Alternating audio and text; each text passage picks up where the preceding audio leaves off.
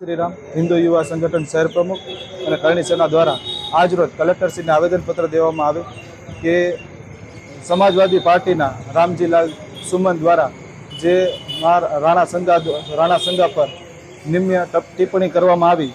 तेनी विरुद्धमां कलेक्टरश्री ने आवेदनपत्र आपवामां आवे के आवा नराधमोने राज्य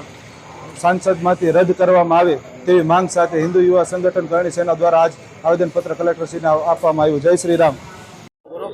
भवानी सिंह मोदी कार्यकारी अध्यक्ष गुजरात प्रदेश श्री क्षत्रिय करणी सेना। हवे आज रोज अमे हिंदू युवा संगठन और क्षत्रिय करणी सेना और हिंदू भाईओ भेगा थईने कलेक्टर साहेब ने आवेदनपत्र देवा आव्या हता कि जे बाबत एवी हती के जे महाराणा संग्रामसिंह के जेने आपणे राणा सांगा तरीके ओळखीए छीए एमणे समग्र हिंदुओने एक करवानो અને समग्र हिंदू राजाओ क्षत्रिय राजाओने एक करीने